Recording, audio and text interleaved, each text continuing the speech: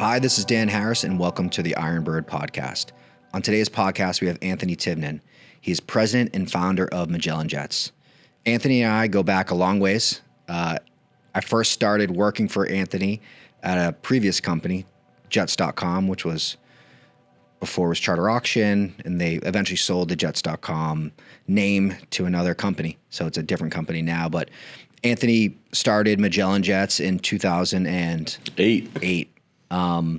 Which was an interesting time to start a new aviation company. What were some of the things that you've learned those late 2000s era that are maybe still true today? And what of those learnings did you take on those early days of kind of that rocky aviation space that you said, all right, I'm never going to do that again? Sure. Yeah. So, 2008, right? So the wheels are coming off the bus for the entire country. And it was, the financial crisis. Yeah, the crisis. Yep. Everything's going crazy. In the private aviation industry, that was the time where nobody wanted to flaunt aviation, mm-hmm. right? You saw corporations getting rid of their airplanes. Yep. Post that recession, you saw a lot less company logos on the tail numbers, which was very popular, early 90s, early 2000s. Really? Like Coca-Cola had like their... Yeah, everybody had, you wanted your company logo on the tail. That was the cool thing to do. And then certainly during those times, it was the very uncool thing to do. Mm-hmm. Still is kind of. Yeah. It never really went back to that, how do I flaunt this? And, but yeah, it was an interesting time. I think for our business, we're in the asset light business. It was a very opportunistic time. First probably year, I said, "Oh, did we make a mistake?" Mm-hmm. Right? Because it was extremely difficult. But private aviation had a huge correction. It slowed down substantially. But one of the learnings I took from that is, to a certain extent, we're in a recession-proof business. And what we saw was corporations, they weren't going to go from the Gulfstream or, the Excel down to Southwest. Right? That wasn't going to happen. It was really around, corporations are cutting, getting rid of expenses, laying off employees, and what's this $20 million asset doing on the balance sheet right now while we're cutting people's jobs? Yeah. And so through that time, what we saw was, they were looking for more asset-light solutions where, and this was the time, if you remember the big three, which I kind of felt like that was you and I on, back-to-back Ubers on our way here, not, coming from the same place. And, so it became more about efficiency, right? Like, yes, it doesn't make sense as an organization to, take an executive team and have them on a 4-city roadshow that takes a week when they can do it in a day privately. So, a lot of that, and, we kind of sat in a really interesting place for that because we offered asset light fixed pricing solutions which they understood that and said, okay, let's get these assets off the balance sheet. Obviously, let's not be reckless and completely be inefficient, especially when the world is crumbling. That's when you really need to get out and make sure you're in front of your teams, make sure you're in front of your clients. So we saw this trend of folks getting rid of those assets and entering into our market segment. Which was on demand at the time, right? Yeah, flexible. It was just purely on demand at that time. Very low capital cost to acquire hours. Low upfront costs. Exactly, yeah. So it was, scary for like 12, 18 months of like, oh man, was the timing wrong here? But, as we began to have these conversations and get inquiries from corporations or corporations being receptive to the business model, which, in 2010 wasn't as popular as it is today. It was, back in those days, it was really, you had to buy an airplane, you had to buy a fraction. Yeah. And that's just kind of how it was done. It was a little bit of, you had sentient there, but pretty much it was airplane or fraction. Yeah, absolutely. I mean, how many brokers do you think there were in 2009 and 10? Yeah, I don't know the number. I mean, when I got into business, it was 2001, and it was like not many at all. Like that was a completely new time. But I think the corporations really began to adopt and embrace and actually see the benefit to that model. I'd say post 2008 recession. Yeah.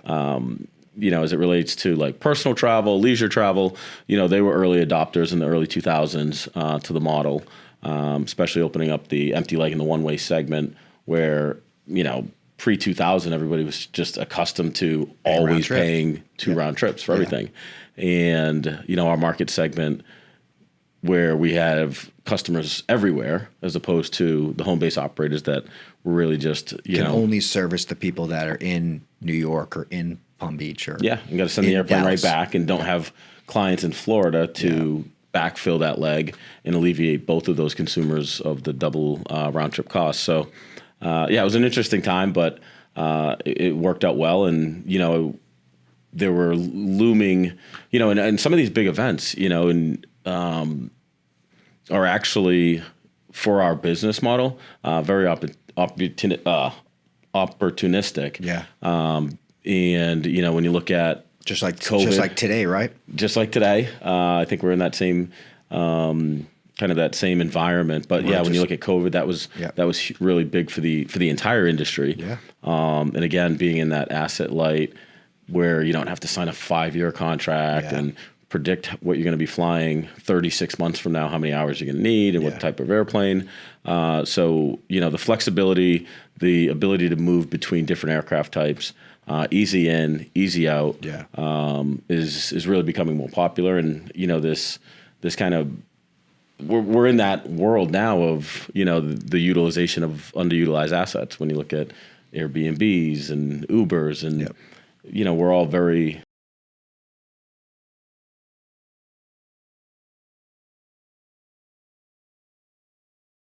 certainly where we are, and I think that's as we look at generations to come, I think it's going to continue to grow and grow. So, do you remember the first trip you booked as the company? Ooh, it was 18 years ago, so I don't. I remember. How did you take the money? Like, how did you actually transact? Did you have a contract? Terrible.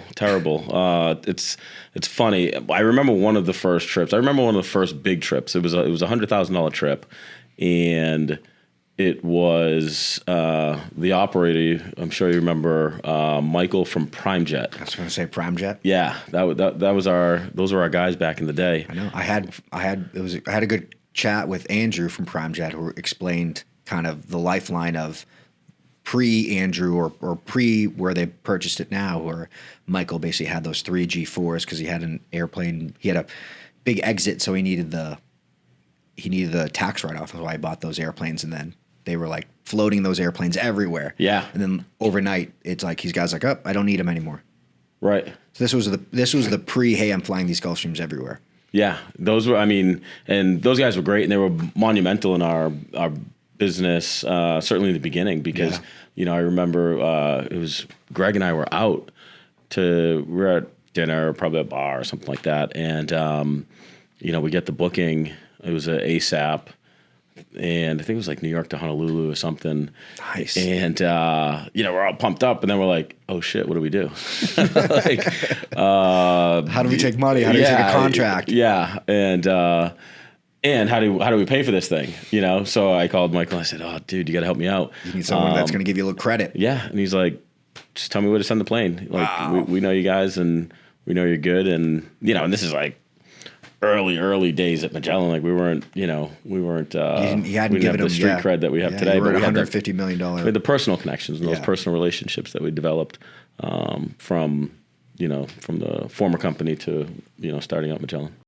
This episode is brought to you by Charter Flight Support, the only coverage in private aviation that protects you when an aircraft mechanical issue stops your aircraft from flying.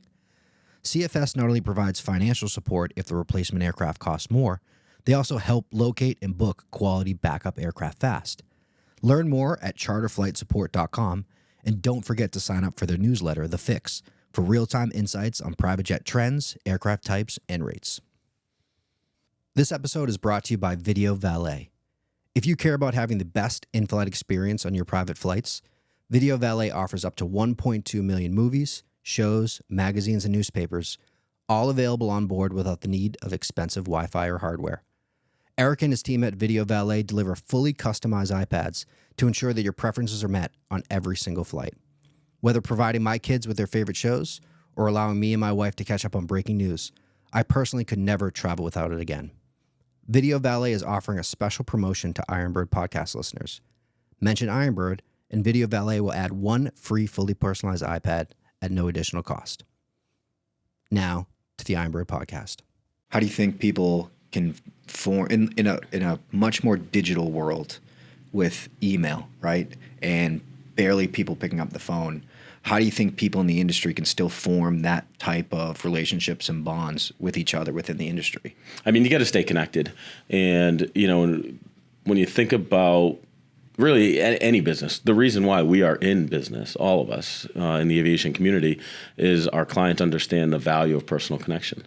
They're going to do face-to-face. Forget about a phone call, forget about a text, really forget about email. Like, they want to be front and center, look somebody in the eye, and shake their hand or have a meal. And, and that's highly critical in business. And it's definitely, when you think back, I remember when I first got in the business, we were on the flip phones, right? So there was no, email wasn't on your phone, text wasn't on your phone. And even back then, I remember like the relationships with clients were just so much deeper. Yeah. Because you spoke to them so frequently. Like, you couldn't give options without being on the phone. A lot of times you didn't even send the options, you just called. Yeah. Right? And that's, let me call you back. So there was so much communication that was live on the phone as opposed to now. So it's a very different landscape today, and I think it's going to continue to evolve and change as, again, people are becoming, and I'm sure we'll talk about it, certainly more comfortable transacting with online platforms and doing that transaction. But as it relates to us as leaders of companies, I think it's really up to us to make sure that we're maintaining those personal connections with our partners, our vendors, certainly our customers. That's kind of a given. But because the way that we're working together is so much different, right? The way that we're procuring aircraft, the way that we're transacting business, where it's not all one-off trips. A lot of times you're doing 50 trips, 75 trips, all in one shot. So as leaders, it's up to us to make sure that we're out and having those personal connections with the people at the top. And for my business, being asset light, where 100% of my flights are third-party suppliers, right? Yeah. So making sure that core values are aligned, culture is aligned, how we treat people is aligned, and you can only ensure that, right? You can't get a feeling of somebody's culture, values, how they treat people if you're not spending time with them. Yeah. When you look at airplane operators and your third-party vendors, what do you see as the traits to these operators that you think are doing it superior than others? I'd say a standard of excellence for sure. Humbleness, right? I think, and that's an interesting one, humbleness. And, some of the greatest leaders that, I've had the pleasure of spending time with, learning from, being mentored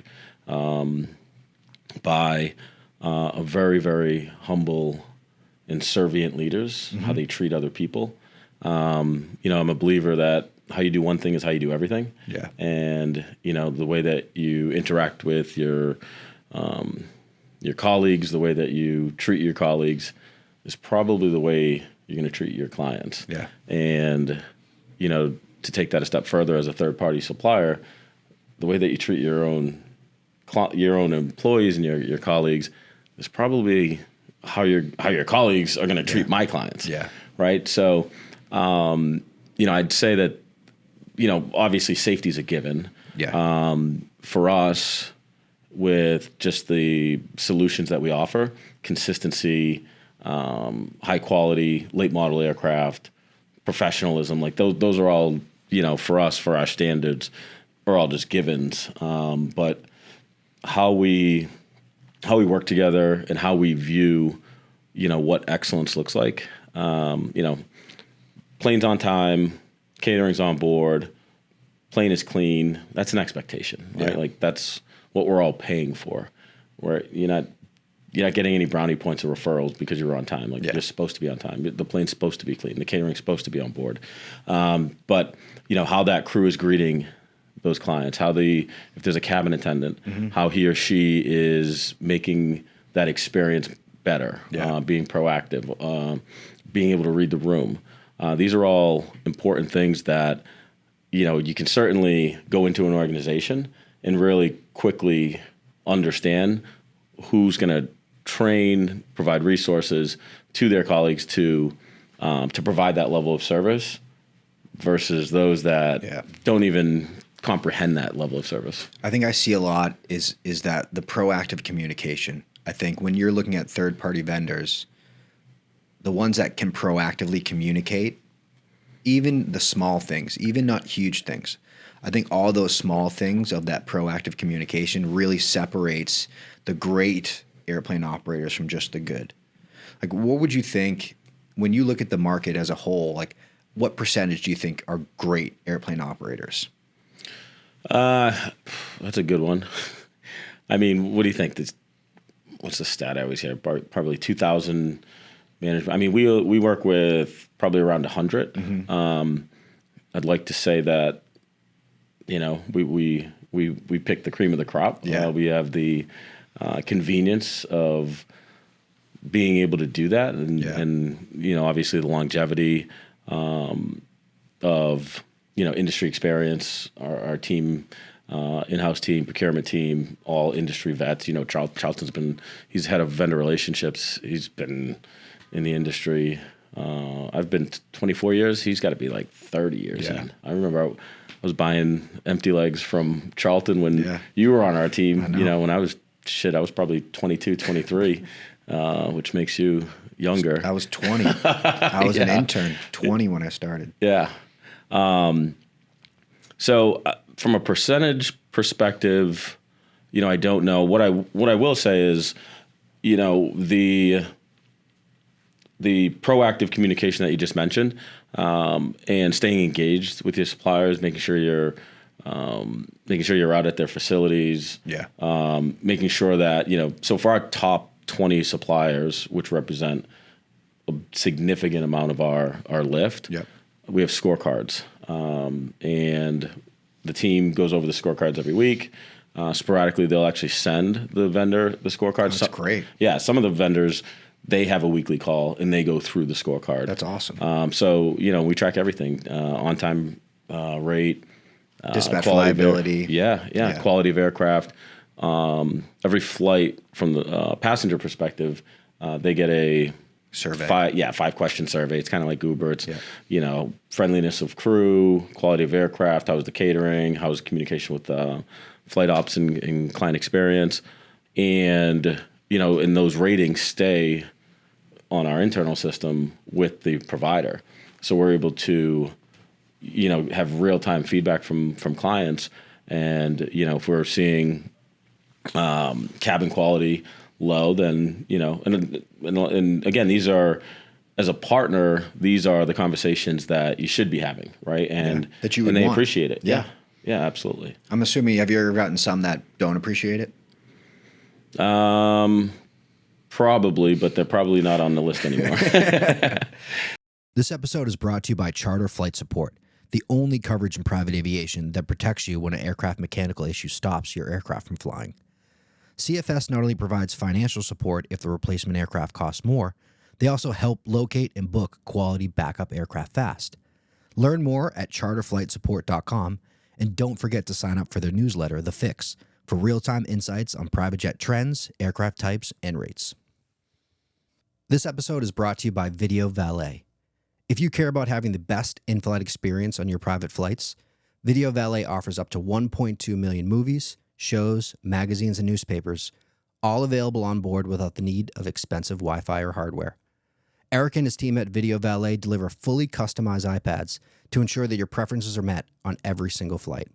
Whether providing my kids with their favorite shows or allowing me and my wife to catch up on breaking news, I personally could never travel without it again. Video Valet is offering a special promotion to Ironbird podcast listeners. Mention Ironbird, and Video Valet will add one free fully personalized iPad at no additional cost. Now, to the Ironbird podcast. You talk about being asset light, but you're also moving into more of a fractional model. Yeah. So before you were more charter, jet card, and programs, what was the idea or the strategy now into the fractional space? Sure. So the idea is aviation solutions, right? And that's what we do. We're an asset-light platform for aviation solutions. And, you know, it's important in any business that you continue to evolve the business, you continue to provide value, you continue to provide solutions that your clients are asking for, they're interested in. And that was certainly the motivation with fractional. Yeah. And, you know, from my personal business model, it's asset light for us, yeah. Right? So we partnered with Slate, who has been a great Challenger 850 operator for many years. Just not great at showing up to podcasts. Yeah. Yeah. Shout out to Heather. Maybe next time, Heather, you'll make it. But yeah, just a great partner. I've known those guys for years. Really great people. And and Matt and I sat down probably a year ago, maybe a year and a half ago, as he was thinking through this, and we went through different iterations. Really? I think it's actually the first few kind of whiteboard sessions we had. I think it was a membership model, and then again it just evolved. As we had more and more meetings. And but our teams have worked together outstanding, our internal team has been working with his internal team for months and months and months to get this to this product to market. And but it's for us it's a solution. It's our clients, and we watch it all the time. Our clients go from an on-demand charter to a jet card. About a year and a half ago, we launched aircraft sales and management. And the motivation there is, again, I don't want to, and it's all about partners, right? Yeah. I don't want to, and I cannot, and I don't have the capital to be all things to all clients. And operating aircraft, it would be an expensive endeavor. You can name on one hand how many companies exist in our space today that do direct to consumer extremely well, and do airplane operation extremely well and profitable. Yeah, and then the number probably goes down, right? Yeah. But to be able to do those two things extremely well, you have to be extremely well capitalized. Yeah. You're watching these companies, they're raising billions of dollars to execute that plan. It takes a lot of time, so you got to certainly be patient. But what do you think the pain points that fractional solves that charter or jet card doesn't solve? I'd say consistency. Mm-hmm. With the Challenger 850s, they're all coming off the line. There's 3 in service right now, with 1 coming out every 6 weeks. Same exact interiors, all the catering menu are all consistent. Dinnerware, glasses. What alcohol is on the plane. Magellan 18, this, that, same exact thing every single time. And it's kind of the 4 seasons model, right? It's like you're going to get the same consistency theoretically at every 4 seasons, the service, the style. Right. The linen, everything. Right? Paint, pillows, you name it. And, I think if there's an advantage that fractional has over and you're seeing other companies really lean into that. You know, if you look at your Vistas, they're really leaning into branded tails, wheels up, branded tails, and really leaning into that model. And, you know, some consumers don't really care, right? And as long as it's a, you know, late model aircraft and everything's fine, whether it's a Excel today and a, you know, Hawker 900 XP tomorrow. They just get me at point A to point B at an efficient price and on time. Right. So you have that market share that don't mind. Some of them actually like the variety. But there is certainly a market segment that just like that consistency, and we've seen that in our own products for the last 2 years. So on our jet card business, so we sell category, right? So light, mid, super, mid, heavy. And then you sell the type, right? And then we sell the type. We only sell 3 types: Phenom 300, Challenger 300, 350, G450, 550. Obviously the categories are priced lower because it's certainly a lot easier to procure. We have more flexibility on the planes we can use. But our number one jet card sold 2 years consistent is the Challenger 300. And it's more expensive. It's more expensive than the super mid category. The super mid. It's more expensive than a couple of the competitors that are on category. But it's our number one selling jet card. The number 2, Phenom 300. And same thing there. And it's probably, I don't know, $1,500, $1,800 more than our standard light jet.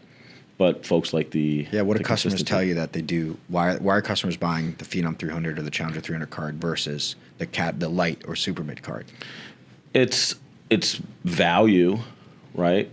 And I'd say it's the consistency for sure. The product, On a Challenger 300 card, we were not putting those folks on 10s, Sovereigns, Falcon 50s. None of that, right? So they certainly love the consistency, and I think that, you know, when you look at, you know, some of the larger companies, your NetJet, your FlexJet, Vista, the market has told us time and time again that they will pay more for a great airplane.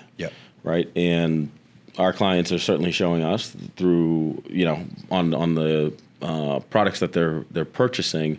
And when you start doing math, you know, a lot of times, you know, pricing and, you know, and you see it all the time, and where everybody will, you know, some of these companies, they're taking Magellan's prices, you know, and comparing it and dropping their price $50. And I don't think that makes a whole lot of sense. Like, you need, you know, to me, it's really about what, from a business perspective, you know, one, what's my cost of goods sold on this particular product? What do my margins need to be in order to deliver that great service, in order to back them up, in order to provide a good product, to provide a great product? What my competitor does and how they run their business and what their margins are not the same as mine. So I can't price my Challenger 300 because, you know, somebody else is $11,000 an hour. Well, we're $12,650. Like, I don't know how you run your business, but this is what economically makes sense. How Magellan provides their quality of service. Right. And, you know, when you look at, like the Superman is, I don't know, it's probably $2,000, maybe $2,500 less an hour. But your average flight, I mean, the average flight across the board is probably 2.6 hours.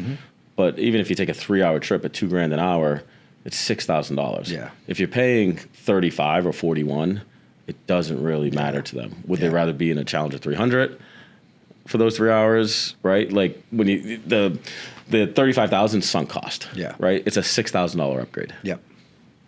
So that's really how I believe, and certainly, you know, our sales by category and by aircraft type, that's kind of the rationale that our sales are telling us. It makes a ton of sense.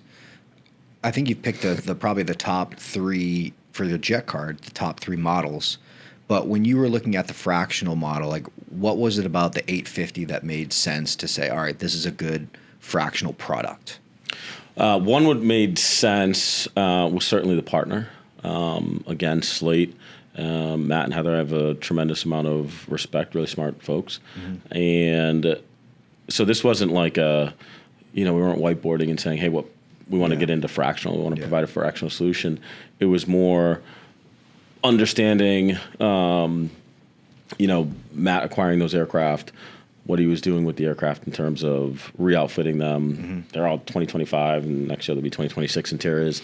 The economics made a lot of sense. It's a really inexpensive airplane to operate. It really is. Yeah. And the price point's amazing. I mean, it's 1.25 in. And the great thing about that 850 is because it's a regional airliner, everything like windshields, engines, like parts end up being a lot more accessible, a lot more like lower cost. It really helps drive that cost down for that airplane. Yeah, super efficient. I mean, once you get rid of, which most fractionals like to think of that upfront capital cost is sunk and really just focus on the hourly rate. Yeah. Once you do that, you're talking like light jet numbers. Yeah. And the product, and I'd love to say the bonus depreciation thing was just, that was not a planned timeline for us. I think that came out pleasant surprise, like a couple weeks after. Yeah, and we heard about it as we were like getting to the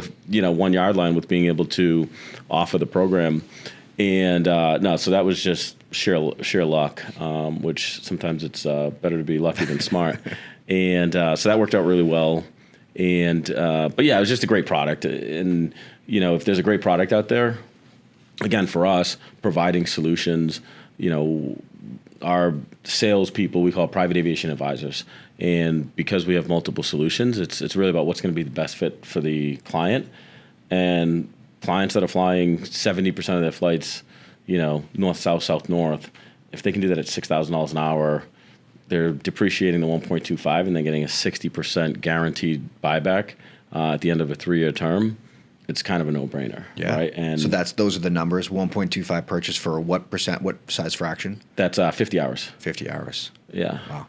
And then you're at $6,000 an hour, and I mean the plane's massive. $6,000 an hour. Like what are you selling a Phenom 300 jet card at? Right. Probably, I don't know, $8,500, $9,000 an hour. Yeah. Right. So I mean the numbers are there. Then you factor in the 100% bonus depreciation. And then it gets really interesting. Because you think anyone that has a $1 million to $2 million tax issue right now at the end of this year, they probably it's almost too late. It's November, whatever it is, 5th or 6th, right? It's probably too late for them to actually buy a whole airplane. Mm-hmm. So if they really want to transact, this is probably how quickly can you transact on the fraction? Very quickly. Yeah. And actually, this doesn't come out in a couple weeks, right? Yeah. All right, good. Because it's on embargo right now. It comes out Monday, so by the time this gets aired, this will be out near the end of the year. All right. So next week we'll be introducing actually a finance option, which is just, again, it's $250,000 down. And will they get to take that 1.25? 1.25, they'll depreciate the 1.25, closing in 3 days. Wow. So the partner there is NFS Capital out of Boston, and so that just, again, like in this year end. So obviously we're gonna go to market with that next week, because this is that time where everybody's feeling the pressure of like, okay, what do I do? I have this tax consequence, and being able to close in 3 days, put up $250 and depreciate 1.25 is extremely attractive. And then fly for $6,000 an hour. Yeah, no brainer. Wow, that's a great product. We talk a lot. We were at Corporate Jet Investor, and that's why we're recording here in Miami. And obviously, like tech and AI was a huge conversation about it. You've been kind of early movers in the space from a tech, right? You spent a lot of time and money in that tech, building internal tools, but also external client-facing tools. You purchased Stellar, a platform that I think some people in the industry, some kind of know, but most don't really know what it truly is. Do you want to explain what Stellar is and why you guys purchased it? Yeah, so if you look back over the last, let's call it pre-Magellan acquisition, which was end of 2023, I think one of the challenges that Stellar had was when you say, what is it? I think they didn't define what it actually was, right? Well, they were 3 or 4 different things too, right? Yeah, it was, okay, it's going to be direct to consumer, demand aggregation, great. We need a supply aggregation. Let's get all the operators on here. And by the way, it's going to be an FMS. So we know you're on FOSS or, Flex or Aviation or whoever. Let's get all these airplanes off of there onto this platform. Oh, wait, but no, there's no demand. So why is an operator going to switch, right? So it's kind of like all these different iterations, and I remember at one point it was like, okay, we need the demand. Let's go to the large brokers and get them on the platform. And then it was like, hold on a second. Yeah, you already told me you're going direct to consumer. Yeah, you're DTC at point. Yeah. So, keep going that path. So for us, it was a great opportunity. We were very familiar with the product, and, for us, and we before the acquisition, we were thinking about, okay, well, by having this asset, and, it's an AI-driven software platform mainly for operators is certainly how we view it, with automated quoting, email, can read email inboxes and turn them into quotes based on your availability. But it also has an intricate rule-based pricing system, Yeah, right? the pricing rules are insane. Yeah. Which obviously big motivation for us is the ability to instantly quote on our online booking platform. Yeah. So, I think and Paul Tao was founder of that, and Paul is to me a legend in the business. Created the ExoJet floating fleet. The big billboards, 19.9, Tita Rota Van Nuys. I think that he was really onto something, and probably a little bit ahead of his time. 10 years ahead of his time, at least. Yeah, absolutely. And, so for us, we saw this as an opportunity to capitalize on, because we were, as you said, we were early adopters on what was going on from a tech stack, from an AI perspective. And this was a way that we could start building that foundation. And so, when we made the acquisition, of the first thing was like, okay, let's see how, now what we want to do is we want to take this demand aggregator. We already have the supply aggregator. We already have the demand aggregator. It's called Magellan Jets. Yeah. Right. We're pumping $150 million of retail charter through that. Yeah. And now, if we can put that on top of Stellar and have our main suppliers, we don't need. I don't need 1,000 operators on Stellar. I don't do.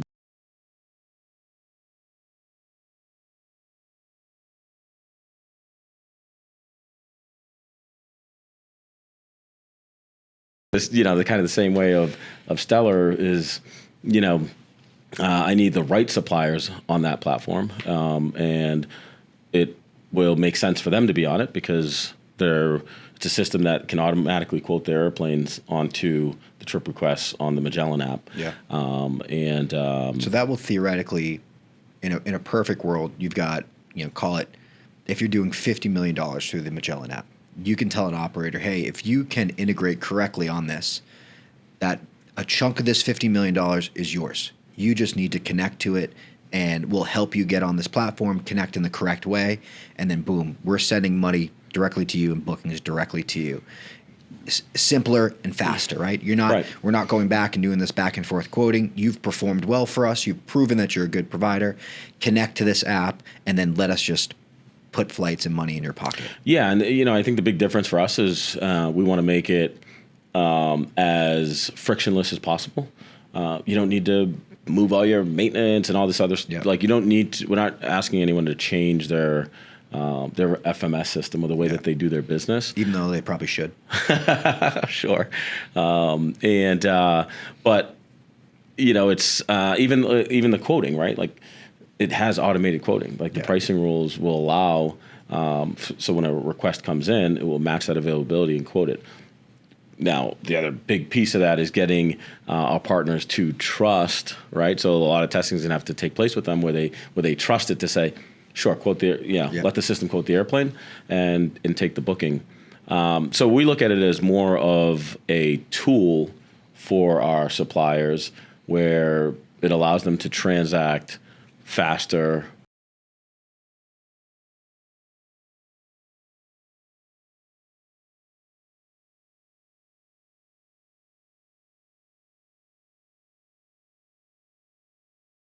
in 2024. These years are flying. In 2024, or maybe it was actually, I think it was the beginning of 2025, and the motivation there was on the fuel business, and what we're doing is plugging that into the Stellar platform, and we have fuel deals at 47 FBOs across the country. So when our partners are flying there, they're able to also now get fuel discounts based on the aggregate of how much demand we're sending through there. Do they share in that discount with Magellan, or is that just all for the operator? That's the discount is theirs. Wow. Magellan makes, we make our, whatever, 20, 30, 10 cents, whatever it is. But it's still driving that cost down. But it's driving their cost down. Yeah. What's good for our partners is good for us. Yeah. And same thing with, as we're developing and we're investing a lot in our technology to continue to scale the business, continue to be very operational. Operational efficiency is one of the most important metrics that we're measuring these days. And if we're building these tools and shifting our business model internally, right? Like not even talking about on the client side, to a more operational efficient business, right? We're going to continue to be a more profitable business. Yeah. I want my partners to continue to be more profitable. So as we're building these tools, we're going to build them for our partners as well, because it's the same thing. Like if I don't want to hire, 28 people in sourcing as our company grows, then I want my partner to have the same benefit where they're able to get more business faster, and as they grow, they don't particularly need to because if you're growing your revenue and you're growing your OpEx at the same time, what are you even doing? You're doing more work for the same amount of money. Yeah, right. Yeah. And you're a hamster in a spin wheel. Yeah. So it's about adding value again, because a lot, like I look at the folks that we do business with as partners. Yeah. And partner, that requires a two-way. It's not a one-way street, right? Yeah. It's two-way. And so if I have ways that I can add value to my partners, then I know in the end that's going to be good for me. Yeah. It's going to be good from a cost perspective. It's going to be good, again, how they're treating the clients. If they're a more profitable company, they can bring in better talent. They can do better things. They can, higher quality airplanes, Yeah. refurbing, like all of these things are good they're good for all of us, Yeah. right? So it's not a us versus them. I definitely see like auto quoting needs to be if there's one thing every operator should figure out how to do right now, it's how to auto quote. Yep. And the majority of operators will figure that out over the next year or two. And I think if you're not doing it now, other operators are going to figure out how to auto quote, because candidly, it's not that difficult. I know there's some like owner approval, like there's ways around it, and I've done it for multiple operators. Once those operators that have figured out the auto quoting, they can drive their costs down just from a manpower standpoint, right? As they add airplanes, they don't need to add additional, like you add 2-3 airplanes, you don't need to add a salesperson, and then you need to add an accounting person, and then you need to add an HR person, right? The ones that are perfecting these tools are going to drive down their cost. Now they can technically sell, because their costs are lower, they can sell at a lower cost to providers. And if you are competing with the same airplane, but with a company that has more tools and is more efficient, you're going to lose. 100%. Yep. There's power in pricing. Yep. Right. And again, the economics, and this is, pricing is such a important business tool if you know how to use that tool. Yeah. Right. And again, you can't price off of what everybody else is doing. And what we want to continue to do is to become more efficient and price in a way that my competition cannot do it, right? Because it would put them out of business. Yeah. And, so that's really what we've continued to, really pay attention to, is operational efficiency, and then creating providing a price in the market that nobody can touch. Yeah. And, they're going to have to look at OpEx in order to touch it. You can't just lower your price. Yeah. You can, but that's not a recipe for success. It's not a recipe for investors or any of that. Yeah. What do you think operators need to do to get to a point where they can automate pricing and plug into a system like Stellar with Magellan or any other large, provider? Yeah. So the interesting thing is, we're already here with automated pricing, and operators are actually using automated pricing. They're just using people to data entry the details, right? The system's pumping out the quote. If you look at floating fleets, they are definitely there, right? They have no idea what their schedule looks like, and they're pumping out quotes. So, I think that certainly the tools that we're using in-house, and, when we brought in Charlton and Fly Louie and built out a scheduling team is, because of the volume, we started to see a lot of the bottlenecks that operators talked about. We started to learn some of the things that operators are dealing with. They're dealing with thousands of quotes and emails, and we're seeing the same thing, right? On the amount of flights that we're doing, like calling 15 operators and, on one trip, or sending out 15 Avinode requests or emails or whatever on one trip, and then you multiply that by 1,000 a month.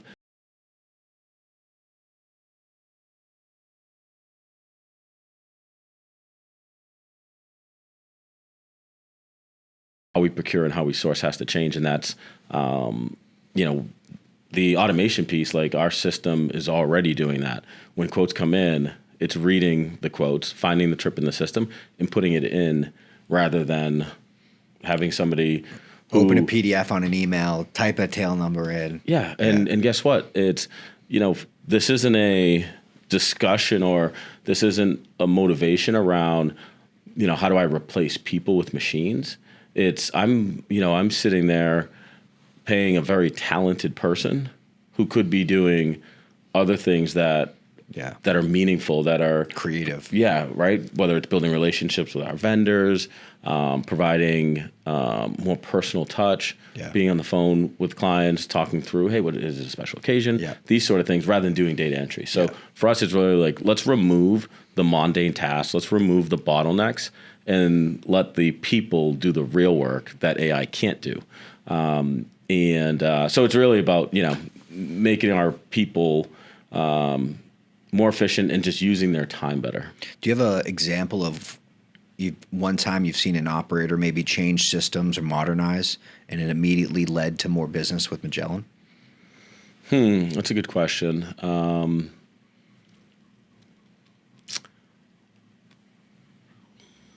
I don't know.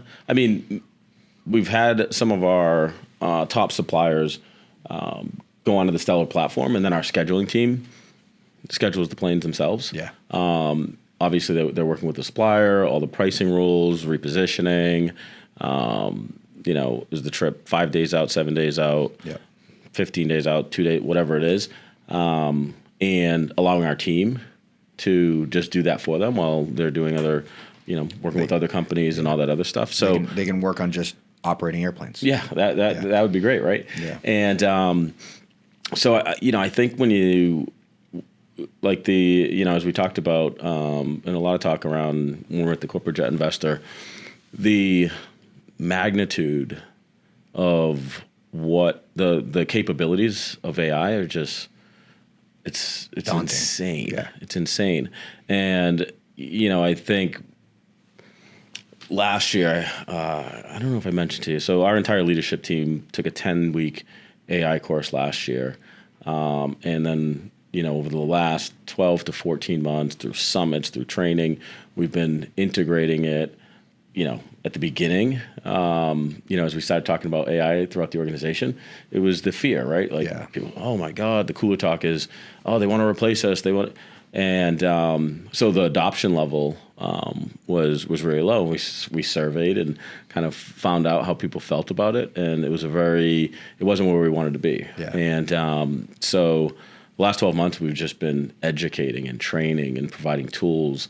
We have an AI team. We have a head of AI, and they're working with the folks to show them, oh yeah, remember those 100 emails you did yesterday? I'm going to remove that off your plate. Yeah. And what would you like to be doing? Yeah. Right. And so the possibilities are endless. For us, the hardest part was saying, okay, let's slow down, because I want to do everything. I'm like, oh my God, look at the data analytics here. Look at this, look at this. And the hardest thing was like slowing down and having our head of AI create a roadmap. Same thing you do with a tech roadmap or go-to-market strategy or anything like that. And then prioritizing. And where we started with is like, let's just remove obstacles, right? Like, let's not talk about, bots talking to customers and all this other stuff. Like, how do we make this business more efficient? How do we scale this business? How do we take all the things that people don't like to do, aren't good at, make mistakes at, and really get more out of them, and get them, doing things that they're excellent at. And so that's kind of where we're at in that journey. But if you look at things like checking the weather, it's like, do you really need a guy logging on 2 days before a trip, 1 day before a trip, 12 hours before a trip, consistently checking the weather, where it's at, what it's doing?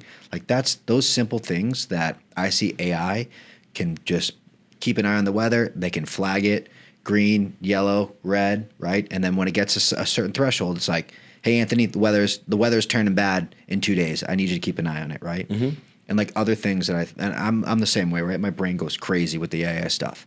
I'm like, all right, well, like we have ADSB. We can track an airplane a week, 2 weeks, a month in advance that assigned to a trip. And I can build trends where I say, oh man, this airplane has flown, 15 hours over the last 3 days, and it's flown 40 hours over the last 10. It's like that now brings my risk profile up for this tail a lot higher. 100%. Predictive maintenance. Yeah. We're using aircraft scheduling optimization. Yeah. All automated, stringed flights together. That's, we're in use of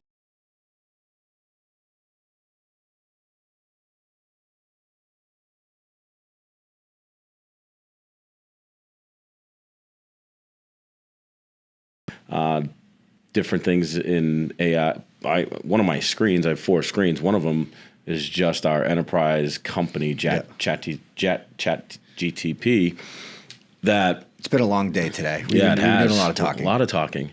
But it has, and it's a Magellan one, right? So that's just constantly on one screen. Always on one screen. Yeah. Right. Because if I'm building agendas, if I'm doing a presentation, anything like that, it's like what would take someone, right? Like if it's a presentation, like, I'll do the outline and then I'll send it to my assistant or somebody on the marketing team to make it look pretty, because mine look like absolute trash.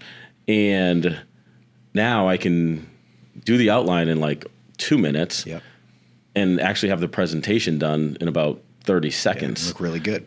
Beautiful PowerPoint, graphs, pictures, because everything's loaded in there. Our brand book, all of our website content, all of our contracts, our programs. So it's, how I look at that is like that's an employee. Yeah. Right? Who knows more about Magellan than I do. Yeah. Because I can ask it a question around a contract. Yeah. Right? That's probably, third paragraph on page 7 that I haven't read in 8 years, and it provides the information like that. And that's another big use that we've been doing, is building the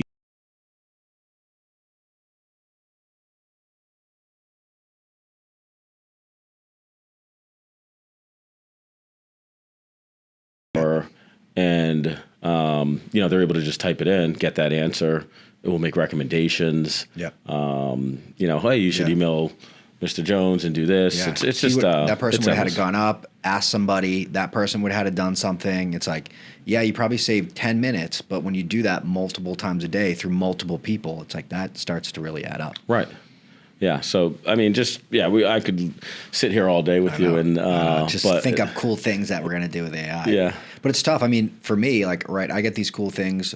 My capabilities are a little bit less, right? I work with N8N.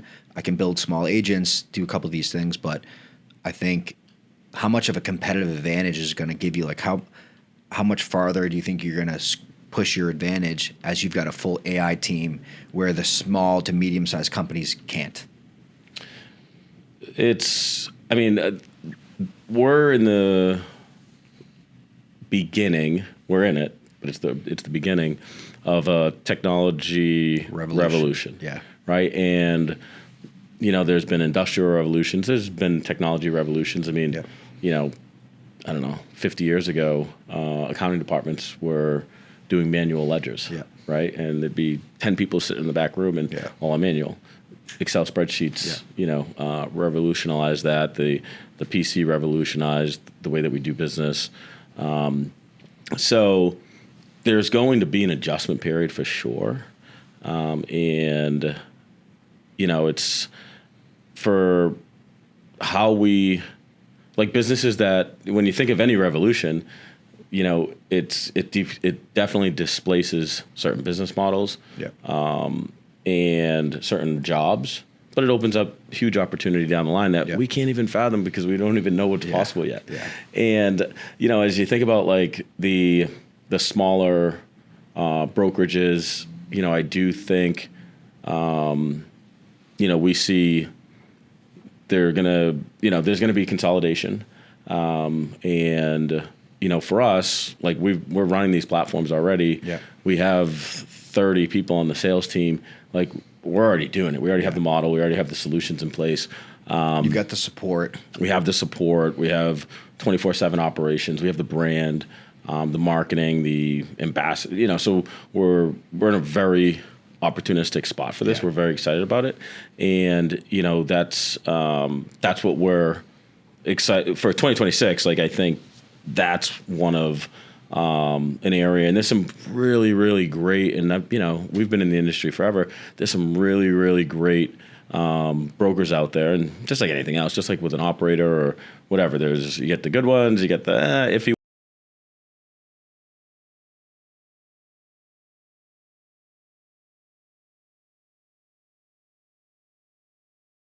And provide their clients with an enhanced experience through apps, through different services, through the solutions, having multiple solutions that they're able to provide their clients. And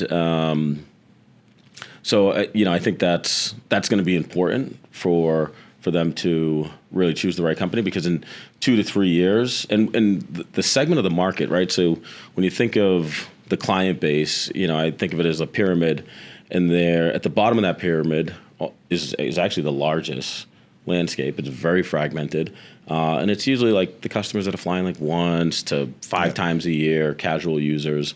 Then you have your middle ground, and then you have that top tier, right? The people that are flying 200 hours plus, 500 hours plus, and most small brokers operate in that bottom tier, right? Absolutely. Most of their clients only fly a couple times. Maybe they have one big client, but And today, like, a lot of those clients, even I think we're doing them a disservice by not offering them great technology solutions where, you have to go back and forth on email and, look at these options and look at this and, it's available, it's not available. And let me send you a DocuSign and take a picture of your credit card and your license. It's for such a high end service and luxury item, it's a very clunky, process. And I'll call that a client experience in order to receive that. And it shouldn't be. It should be seamless. It should be a beautiful experience. It should be an outstanding service. And, so I do think that the clients in that kind of mass market booking 2 trips, like, they're going to go on an app. They're going to go on an app. They're going to go online. And as long as you're offering them something, and from you got to have the brand, right? You got to be a trusted brand so that they know they're getting, especially if they're not talking to anybody and they're just going to book, they want to have the confidence, right? Like when you go on to the Four Seasons or the Mandarin, like you don't need to talk to anybody to book the room. Like, what the brand is, the consistency. So I think the branding is, and being a trusted organization is important. But they're going to go on and they're going to do that. And, at the end of the day,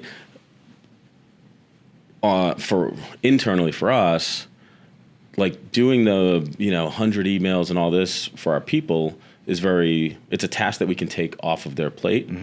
And the clients in that second and the first and second tier, like they do need the, I have an 8-city roadshow over the next 3 days. Here's the addresses. What do we do? Yeah, right. Go find that's the problems personal. in this. Yeah. Yeah. So like we really want to make sure that that our team are spending time, whether it's on the road in their office. We do board meetings where they're booking 5, 6, 7 planes. We send people to the destinations because you got 7 planes being dispatched all at once. You need the coordination. All coming in at once, and then when they leave, they're all to me that's the high value time.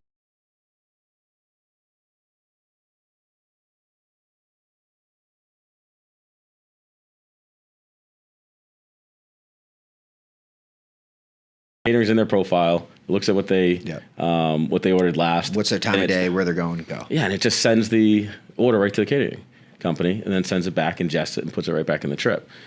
So it's really just, again, it's reducing because we have outstanding people, we have amazing talent, and I want to make sure that we're getting the most out of them. Yeah. And again, on the stuff they enjoy doing anyway.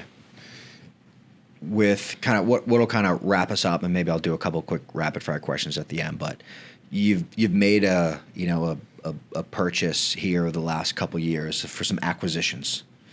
What do you think is the next acquisition that Magellan would look to do outside of maybe a fantastic aviation podcast?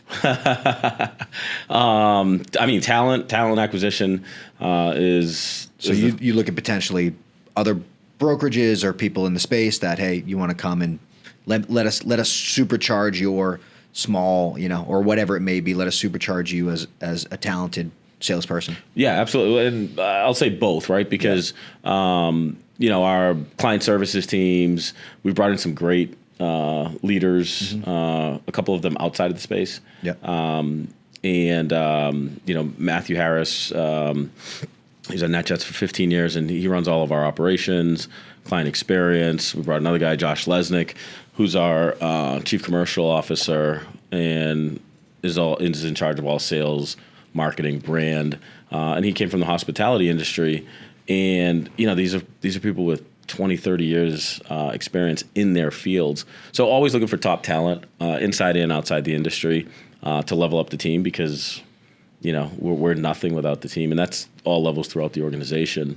And then from these high quality brokers that are out there, and they provide an outstanding service. That they have deep relationships with their clients, and I think there's a great opportunity for both of us. Yeah.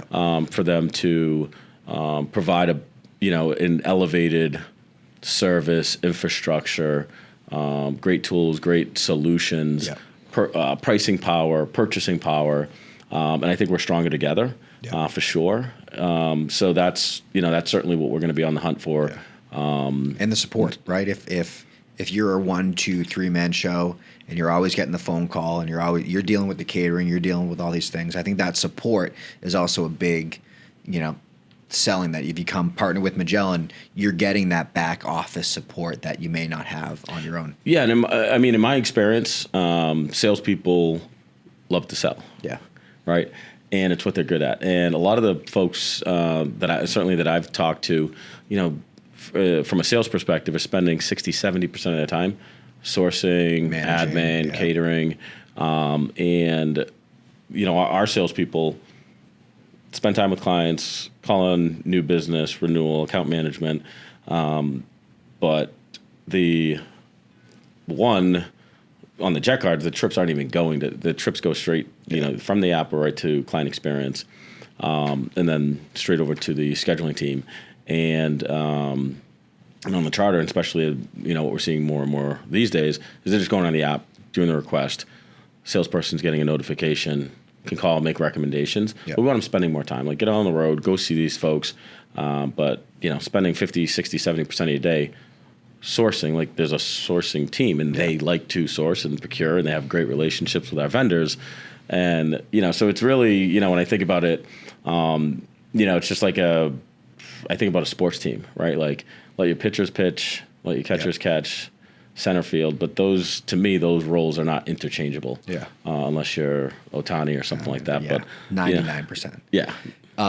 If to kind of close us out, if you were to give one piece of advice to an operator for the year ahead, how they could improve their systems or processes to better be able to capture that $150 million of business that you want to give them, what would that be?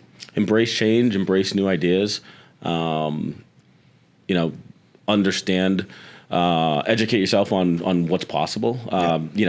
A lot of the companies in our space are still operating on legacy systems, and that's okay. But there's a ton of new great systems out there. There really are. Yeah. And, when do you 15 years, you don't work off the same cell phone that you did 15 years ago. The same. I mean, you change laptops every 2 years. Right.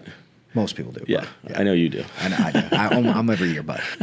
I think that there's a lot of great companies. There's a lot of great technology here, and there's a lot more coming. And it's going to make us all more efficient. Yeah. I'm very optimistic. Operators, the majority of the operators, that's a tough business, a really, really tough business. Spent a lot of time with my partners and understanding their businesses, their challenges, their pains, their bottlenecks. It's a tough business to. Yeah. I mean, they're just focused on operating safe airplanes, as they should be, right? Right. So that thinking about, all right, I'm focused on hiring pilots and training and operating safely. The idea that, all right, I'm going to change a system is so daunting to them, I think, up front. But if they can organize themselves, all right, what are our pain points? What can we improve? How do I really want to price my airplanes? Really build a need-based outline of, all right, here's what I really need going forward. Here's what my partners really want from me, my best clients really want from me, and how I can set up for success. And then put a plan in place and execute. There's plenty of providers that can help you. And if you go into it efficient, if you're just hey, we need to quote more trips, I'm going to try and find this other software tool, that's not going to work. Right. If you prepared and get a plan in place and then execute on that plan, you can successfully change systems in 2 to 3 months, very pain-free, as much pain-free as possible.